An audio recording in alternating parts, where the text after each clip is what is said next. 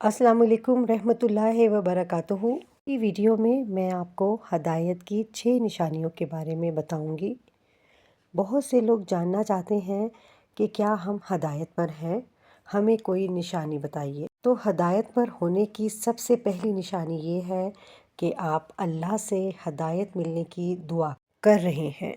ये निशानी हदायत की ये है कि इंसान गुनाह करने के बाद अकड़ता नहीं है, बल्कि अल्लाह की तरफ रुजू करता है, अल्लाह की तरफ भागता है, अल्लाह से अपने गुनाह की माफ़ी मांगता है और अपने गुनाह पर शर्मिंदा होता है कि अल्लाह मेरी मदद फरमा कि मुझसे ये गुनाह आइंदा सरजर्द ना हो।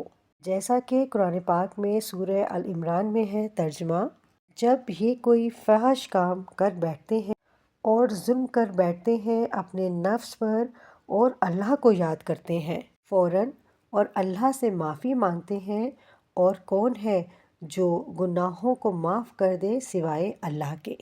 जब शरीयत के मुताबिक कोई बात किसी इंसान को समझाई जाती है तो वो अकड़ता नहीं है, ये नहीं कहता कि मेरी जो मर्ज़ी मैं करूं, आपको इससे क्या, बल्कि वो नसीहत लेता है और समझता है। तो ये हदायत की निशानियों में से एक निशानी है। हदायत की तीसरी निशानी ये है कि आप अपनी गलतियों को देखते हैं।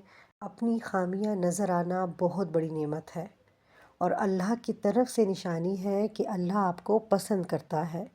ये अल्लाह आपको आपकी खामियां दिखाता है कि आप ठीक हो जाएं और मज़ीद गुनाह ना करें। हदायत की चौथी निशानी ये है कि अगर आपको नेक और परहेज़गार लोगों की सोहबत या महफ़िल अच्छी लगती है, आप इनसे इल्म हासिल करना चाहते हैं, तो ये भी एक निशानी में से बहुत बड़ी निशानी है। हदायत की पांचवी निशानी नमाज में दिल लगना।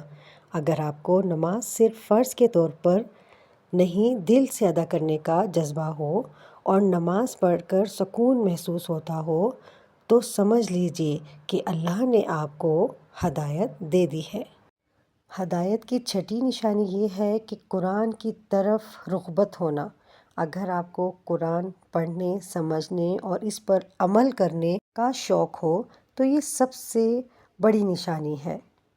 दुनिया की बजाय आखिरत की फ़िक्र होना। जब आप दुनिया की बजाय आखिरत की कामयाबी का सोचने लग जाएं, तो ये इस बात का सबूत है कि आपका दिल अल्लाह की तरफ मुतवज्जो है। अगर आप इन निशानियों को अपने अंदर महसूस करते हैं तो मुबारक हो, आप हदायत पर हैं, क्योंकि हदायत सिर्फ़ अल्लाह का इनाम है।